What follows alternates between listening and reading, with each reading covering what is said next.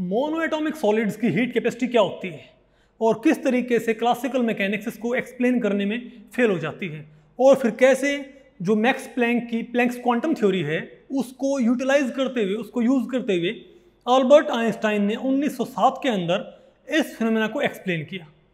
नमस्ते, मेरा नाम मनदीप दलाल है और इस लेक्चर में हम इन्हीं प्रश्नों के उत्तर खोजने की कोशिश करेंगे।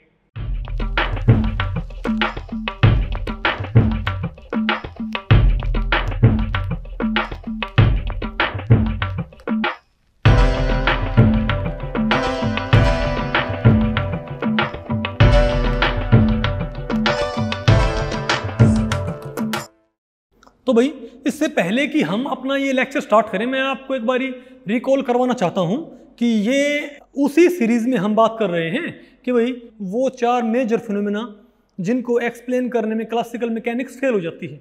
ठीक है, उसमें आपका था भाई क्या बोलते हैं, black body radiation, photo electric effect, और फिर आपका हीट कैपेसिटी ऑफ सॉलिड्स, और चौथा आपका था spectra of hydrogen and hydrogen like species. तो हमने क्या पढ़ लिया है पिछले लेक्चर्स में? हमने क्या पढ़ा था? पहले हमने पढ़ा था ब्लैक बॉडी रेडिएशन, उसके बाद हमने पढ़ा था क्या बोलते हैं भाई फोटो इलेक्ट्रिक इफेक्ट। ठीक है, और आज नंबर है हीट कैपेसिटी ऑफ सॉलिड्स का। तो पहले तो हम ये देखेंगे कि हीट कैपेसिटी होती क्या है, और फिर हम ये भाई चेक करेंगे कि क्लासिकल मैकेनिक्स की प्रिडिक्शंस क्या थी।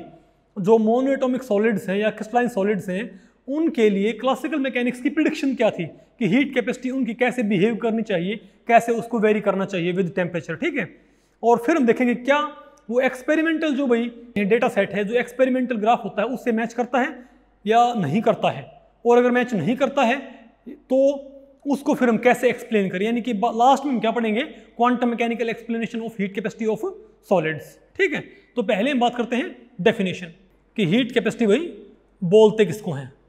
The heat capacity of a substance may simply be defined as the amount of heat required to raise its temperature through 1 degree Celsius. ठीक है, यानी कि किसी भी पदार्थ का जो टेम्परेचर है, जो तापमान है, उसके तापमान को 1 डिग्री सेल्सियस बढ़ाने में जितनी हीट लगती है उसको हम बोलते हैं हीट कैपेसिटी। ठीक है, मान लिया आप ये माने कि आपके पास भाई एक बकेट पानी है और उसका टेम्परेचर है रूम टेम्परेचर के बराबर। ये मानो कि भाई 25 डिग्री सेल्सियस पे है, तो आपने उसको एक बकेट पानी को आपने 26 डिग्री सेल्सियस पे लेके जाना है। तो 25 डिग्री सेल्सियस से 26 डिग्री सेल्सियस लेके जाने में जितनी हीट आपको सप्लाई करनी पड़ती है उसको हम क्या बोलेंगे, हीट कैपेसिटी।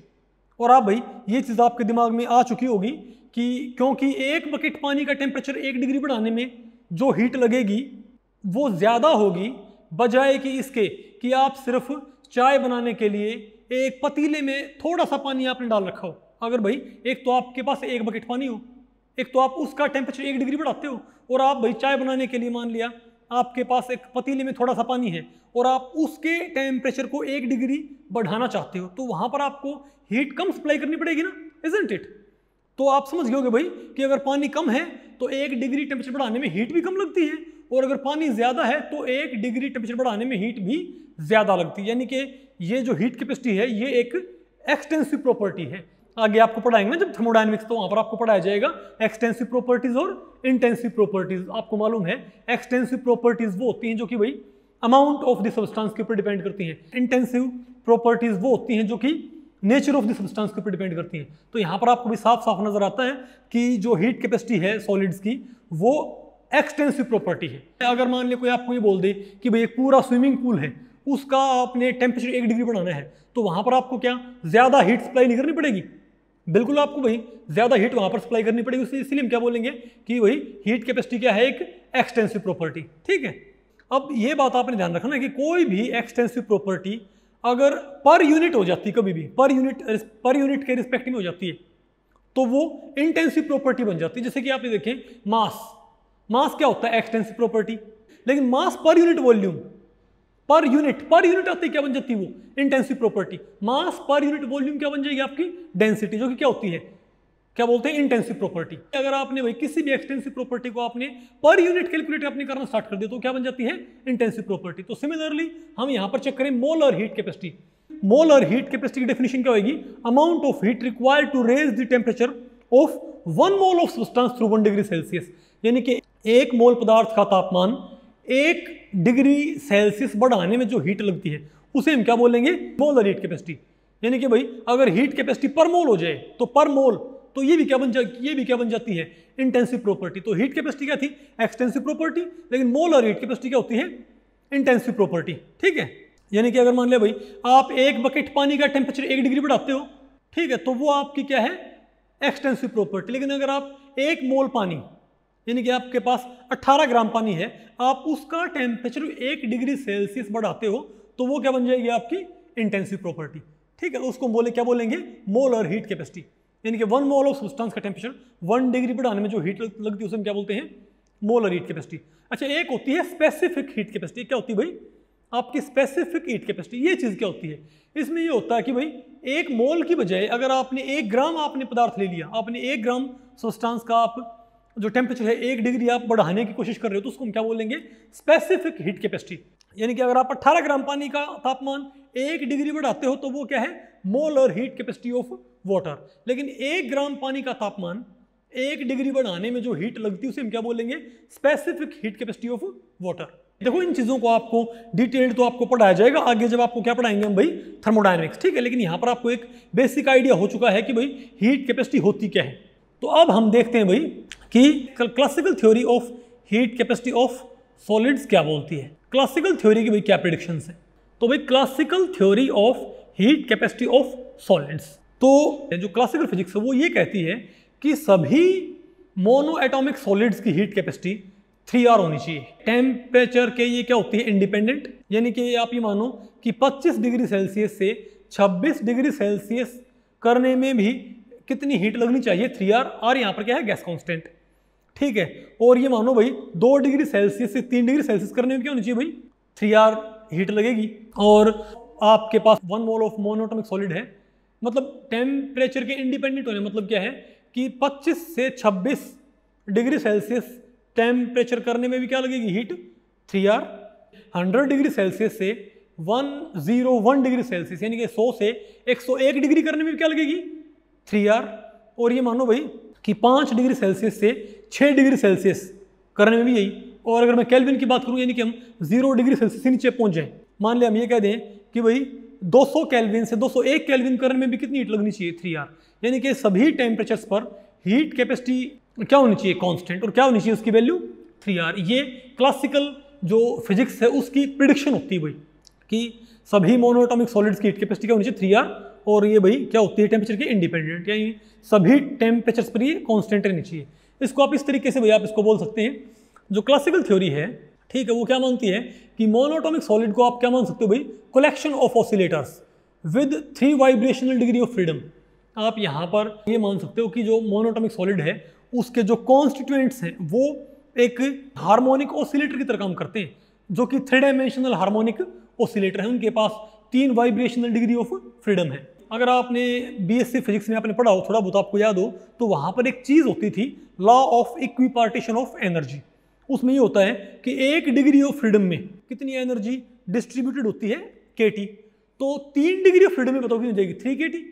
यानी कि भाई एनर्जी ऑफ ईच एटम बताओ कितनी होनी चाहिए। इसका मतलब ये हो ना भाई कि हर एटम की एनर्जी क्या होनी चाहिए हमारे पास, 3 kT। अरे भाई 1 डिग्री ऑफ फ्रीडम के अलोंग कितनी एनर्जी होगी, kT। और तीनों डिग्री ऑफ फ्रीडम के अलोंग कितनी एनर्जी होगी, 3 kT। ठीक है, फॉर 1 मोल ऑफ सब्सटेंस, ये तो एक एटम के लिए है। ठीक है, एक एटम के पास 1 degree of freedom energy kT, तीनों डिग्री ऑफ फ्रीडम में 3 kT। तो अगर मैं इसको 1 मोल के लिए भाई कैलकुलेट करता हूं तो क्या हो जाएगा। अब 1 मोल में आप ये बताओ, आपको पता है भाई 1 मोल क्या होता है, एवोगैड्रो नंबर के बराबर। ठीक है, एवोगैड्रो नंबर आपको पता है किसको बोलते हैं, 6.02 × 10⁻23। ठीक है, इतने पार्टिकल्स को। तो भाई एवोगैड्रो नंबर से अगर मैंने मल्टीप्लाई कर दिया तो क्या हो जाता है आपके पास, ये 3 kT। अब अगर आप बोल्ट्जमैन कांस्टेंट को मल्टीप्लाई करते हो एवोगैड्रो नंबर से तो क्या बनता है, गैस कांस्टेंट R। यानी ये आपके पास क्या हो जाती है, 3RT। थर्मोडायनेमिक्स में आप ये पढ़ोगे कि heat capacity eight constant volume, उसको हम CV बोलते हैं। Heat capacity eight constant volume क्या होती है, CV। तो CV की वैल्यू हम कैसे कैलकुलेट करते हैं, ये होता है भाई variation of internal energy with respect to temperature at constant volume, यानी कि curly E by curly T at constant V। यानी कि जो E का फॉर्मूला है E is equal to 3RT। तो आप E के एक्सप्रेशन को डिफरेंशिएट करें, इसका डेरिवेटिव निकालें विद रिस्पेक्ट टू T, तो आपको पता भाई 3RT का डेरिवेटिव क्या होगा with respect to T, 3R हो जाएगा। तो heat capacity eight constant volume बताओ क्या आई, 3R आती है भाई हमारे पास। और ये इंपेरिकली भाई प्रूव भी किया गया था, ठीक है।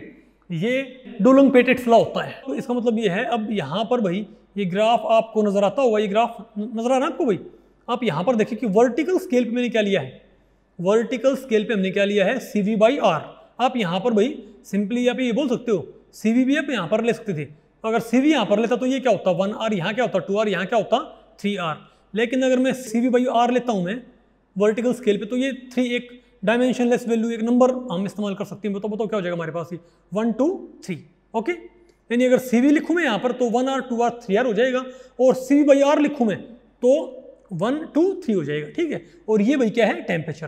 तो आप एक बात देखें, जब आप टेम्परेचर के रिस्पेक्ट में इसको एक्सप्लेन कर रहे हैं तो आप ये देखें, ये भैया आपका टेम्परेचर ये 0 केल्विन है, ये 100, ये 200, ये आपका क्या भाई 300, ठीक है। ये केल्विन में है ना कि डिग्री सेल्सियस में, ओके।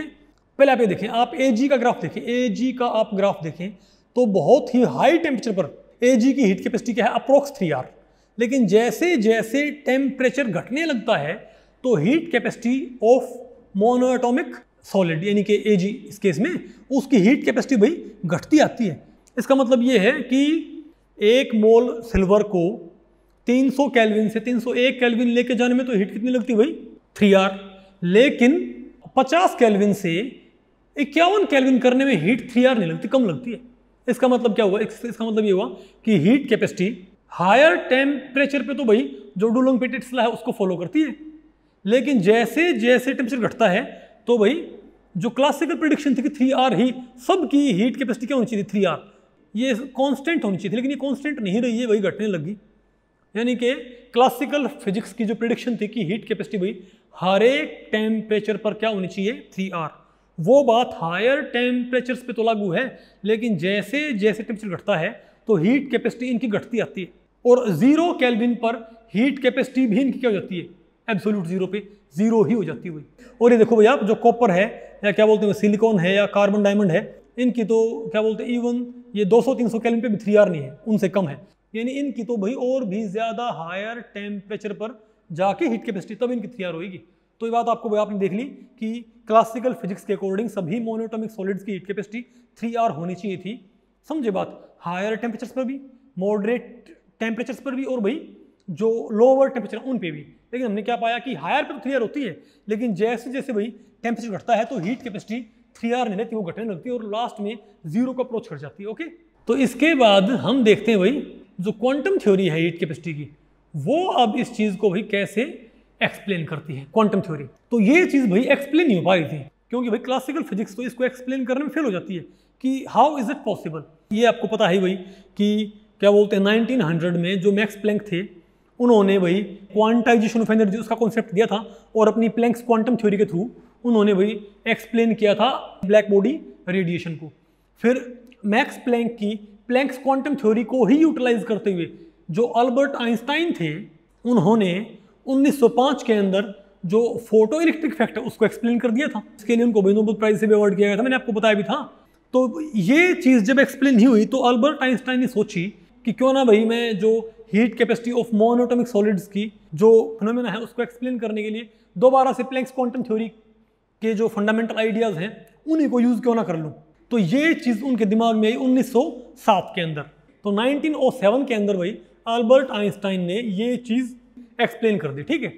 तो इसके लिए उन्होंने अपने कुछ अजम्पशन लिए भाई, ठीक है, उनके कुछ पोस्टुलेट्स थे। उन्होंने पहली चीज़ क्या मानी, each atom in the lattice is an independent 3-डायमेंशनल quantum oscillator, harmonic quantum oscillator. तो भाई पहला पॉइंट उनका ये था कि हर एक एटम जो मोनोएटॉमिक सॉलिड्स के अंदर है वो एक 3-डायमेंशनल हार्मोनिक ऑसिलेटर की तरह बिहेव करेगा, इंडिपेंडेंट 3-डायमेंशनल हार्मोनिक ऑसिलेटर। अभी तो ठीक है भाई कि वो 3-डायमेंशनल हार्मोनिक ऑसिलेटर होता है, लेकिन ये बात भाई क्या बोलते हैं एग्जैक्ट नहीं है कि भाई वो इंडिपेंडेंट होता है, कि भाई वो आपस में बिल्कुल उनकी वाइब्रेशंस आपस में इंडिपेंडेंट होती है, वो इंडिपेंडेंट नहीं होती। अगर वो इंडिपेंडेंट होती हो तो आप खुद सोचें, जब आप किसी चिमटे का एक एंड चूल्हे में रखते हो तो कुछ समय बाद भाई तो अगर चिमटे के अंदर भाई एनर्जी हीट ट्रांसफर होते होते आप तक नहीं पहुँच जाती क्या, यानी कि भाई उसके अंदर जो ऑसिलेटर्स हैं वो आपस में इंटरेक्ट करने लग रहे हैं, तभी तो हॉट एंड से कोल्ड एंड तक आपकी भाई हीट पहुंच पाती है। लेकिन उन्होंने इस चीज़ को भी सिंप्लीफाई करने के लिए जनरल भाई उन्होंने बातें कहना, उन्होंने एज्यूम करना स्टार्ट कर दिया।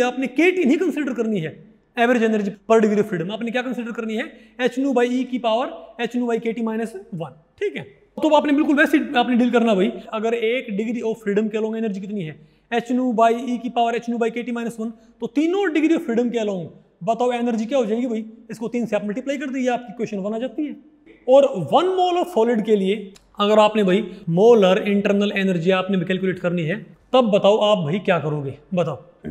ये तो क्या भाई, ये तो है एवरेज एनर्जी पर डिग्री ऑफ फ्रीडम, 3 से मल्टीप्लाई करते आपके पास क्या बन गई थी भाई, average energy along all 3 degrees of freedom, और n से मल्टीप्लाई करते क्या आ गया आपके पास भाई, मोलर इंटरनल एनर्जी। ओके, तो आपके पास भाई E की वैल्यू, अरे भाई इसके E के मैंने बार लगाना था, खैर कोई बात नहीं। अब आप ये बताएं कि जो हीट कैपेसिटी है, कैपेसिटी कांस्टेंट वॉल्यूम क्या होती है, variation of molar internal energy with respect to temperature at constant volume, curl E by curl T at constant भी होता है कि नहीं होता है भाई, गुड। तो ये आपका E का एक्सप्रेशन, आप इसको अब डिफरेंशिएट करो विद रिस्पेक्ट टू T, यानी अब की बार आपने 3RT का डिफरेंशिएशन नहीं करना, अब की बार आपने भाई 3n इंटू दिस, इसका आपने क्या करना भाई, डिफरेंशिएशन। तो आपने इसका भाई डिफरेंशिएशन कर दिया, ठीक है। अरे जो आपके पास इक्वेशन 2 थी उसका आपने क्या कर दिया, डिफरेंशिएशन। तो डिफरेंशिएशन आपका क्या आएगा, 3nk into hν by KT की स्क्वेयर और e की power hν by KT divided by e raise to the power hν by KT minus 1 की होल स्क्वायर। ये भाई आपकी इक्वेशन 3 आ गई। अब ये क्या है, Einstein's equation for the heat capacity of monoatomic solids, ठीक है। अब ये सभी टेम्परेचर्स पर हीट कैपेसिटी के वेरिएशन को एक्सप्लेन कर सकती है, कैसे, पहले देखते हैं पहला केस, केस 1। केस 1 क्या है, अब देखते हैं पहले लोअर टेम्परेचर पर। अब जब टेम्परेचर कम होएगा तो भाई डेफिनेटली भाई KT भी कम होएगा, और KT कम होएगा तो भाई hν को छोटा नंबर डिवाइड करेगा, जिससे ये वैल्यू क्या आएगी, बहुत ज्यादा, यानी कि जब T बहुत कम होगा तो KT बहुत कम होगा, KT बहुत कम होगा तो hν बाई KT बहुत बड़ा होगा, और hν बाई KT अगर 1 के रिस्पेक्ट में बहुत बड़ा होगा तो हम भाई 1 को हम कर सकते हैं neglect, 1 can be neglected in this case. तो अगर आपने 1 को नेग्लेक्ट कर दिया तो नीचे क्या बन जाएगा, 2 भाई अंदर मल्टीप्लाई हो जाएगा, e raise to the power 2 hν by KT, यानी कि इसको आपने कैसे डिवाइड करना है, तो हम क्या बोलेंगे 3nk एज इट इज और hν बाई KT की स्क्वेयर, अरे भाई यहाँ पर भी तो था, यहाँ पर इसको ऐसे ही रखो, ठीक है, और इनटू क्या आ गया, ऊपर तो क्या था e raise to the power hν by KT, और नीचे क्या हो जाएगा भाई e raise to the power 2 hν by KT हो जाएगा। अब आप ये देखें भाई, यहाँ पर 2 पावर है, ये भाई ऊपर hν बाई KT है, नीचे पावर क्या है 2 hν बाई KT, तो एक पावर कैंसिल हो जाएगी, तो बताओ नीचे क्या बचेगा हमारे पास, तो नीचे बचेगा फिर इसके अंदर 1 बाई ई की पावर hν बाई KT, ठीक है। अब आप इस इक्वेशन को आप देखो, ये लोअर टेम्परेचर पर है ये, ठीक है। तो लोअर टेम्परेचर रेंज में ये इक्वेशन एक्सप्लेन करती है हीट कैपेसिटी के बिहेवियर को। अब हीट कैपेसिटी भाई क्या बोलते हैं, लोअर टेम्परेचर रीजन में क्या होता था, टेम्परेचर घटने से हीट कैपेसिटी घटती थी ना, आपको हो गया भाई यहाँ पर तो जो टेम्परेचर है ये हम घटाएंगे तो हीट कैपेसिटी क्या होगी भाई, इन्वर्सली है, CV is inversely to T, तो T घटेगा तो CV बढ़नी चाहिए भाई, नहीं, क्योंकि इस ये फैक्टर भाई यहाँ पर तो T बेशक क्या है इन्वर्सली प्रोपोर्शनल में है, लेकिन ये डोमिनेट नहीं करेगा। डोमिनेट यहाँ पर कौन सा करेगा, यहाँ पर भाई डोमिनेट करेगा एक्सपोनेंशियल फैक्टर, ठीक है। तो E की पावर क्या है hν बाई KT, तो जब लोअर टेम्परेचर रीजन के अंदर जब T घटाओगे आप तो KT घटेगा, और KT घटेगा तो E की पावर बढ़ेगी, और E की पावर बढ़ेगी तो ये पूरा फैक्टर बढ़ेगा, और ये पूरा फैक्टर बढ़ेगा तो CV घटेगा। इसका मतलब क्या है कि लोअर टेम्परेचर रीजन में जब आप T घटाओगे तो KT घटेगा, KT घटेगा, E की पावर बढ़ेगी, E की पावर बढ़ेगी तो ये डिनोमिनेटर बढ़ेगा, डिनोमिनेटर बढ़ेगा तो CV की वैल्यू घटेगी। आप ये देखें क्या CV की वैल्यू लोअर रीजन के अंदर क्या टेम्परेचर घटने से CV की वैल्यू भी घटती नहीं आ गई थी क्या? बिल्कुल घटती आ गई थी। इसका मतलब भाई ये बात क्या है, बिल्कुल सही। तो भाई इसने लोअर रीजन के अंदर इसने इसको एक्सप्लेन कर दिया, ठीक है। अब आप देखते हैं इसका केस 2, ठीक है। अब देखें भाई केस 2 में क्या हो जाएगा, हायर टेम्परेचर पर, तो हायर टेम्परेचर्स पर अब बताओ क्या होगा। अब भाई वहाँ पर जब T बहुत हाई होगा तो KT की वैल्यू बहुत हाई होएगी और HNU/KT बहुत कम होएगा, तो 1 के मुकाबले वैल्यू बहुत कम हो जाएगी ना। तो इसको फिर आप E की x का एक्सपेंशन क्या होता है, अब आप HNU/KT को आप क्या मान लो, x मान लो, तो E की x का एक्सपेंशन क्या होता है, x की 0/0 फैक्टोरियल, x की 1/1 फैक्टोरियल, x की 2/2 फैक्टोरियल। तो इसके अंदर आप क्या करोगे, इस E की x को आप एक्सपेंड करो, E की x क्या है HNU/KT, एक्सपेंड करेंगे तो ऊपर भी क्या है E की x, तो ऊपर एक्सपेंड करो 1 प्लस HNU/KT, नीचे एक्सपेंड हो क्या आएगा 1 प्लस x, ये क्या हो जाएगा x²/2, फिर x²/3, फिर भाई फर्दर जो टर्म समझो छोटी हो जाएंगी। अब 1 से 1 क्या हो जाएगा, कैंसिल, 1 से 1 क्या हो जाएगा भाई आपका कैंसिल हो जाएगा, ठीक है। और 1 से 1 कैंसिल होने के बाद अब आप ये देखें तो नीचे क्या बचेगा, ये अब जो नीचे बचेगा ना भैया, इसको आप अंदर मल्टीप्लाई कर दो HNU/KT के होल स्क्वायर से, तो ऊपर वाले 1 से कौन मल्टीप्लाई हो जाएगा, HNU/KT का होल स्क्वायर, ऊपर तो क्या आ गया भाई HNU/KT का होल स्क्वायर, और नीचे आपका क्या हो जाएगा ये HNU/KT, अरे भाई इसको आपने ऊपर मल्टीप्लाई कर दिया, इसको HNU/KT के होल स्क्वायर को आपने भाई ऊपर मल्टीप्लाई, तो नीचे आपका क्या रहता है HNU/KT प्लस 1/2 HNU/KT का स्क्वायर। अब इस सारे का भी होल स्क्वायर है, यानी कि यहाँ पर सारे टर्म क्या है, ऊपर वाले टर्म क्या है, तो अब भाई न्यूमरेटर के अंदर तो भाई अब ऊपर जो टर्म्स है वो तो शुरू क्या होती हैं स्क्वायर से और क्यूब से, और यहाँ देखो भाई ये टर्म स्क्वायर टर्म, क्योंकि यहाँ पर स्क्वायर है, ये टर्म स्क्वायर जो ये वास्तव में ये क्यूबिक टर्म है। और आप ये देखें कि भाई क्योंकि HNU/KT बहुत छोटा नंबर है तो उसकी पावर 2 या 2 से ज़्यादा जो पावर होंगी वो और भी छोटी होंगी, यानी कि उनको नेग्लेक्ट कर सकते हैं। अरे भाई ये आपका सिर्फ क्या बचा, बताओ भाई 3N बचता है ना।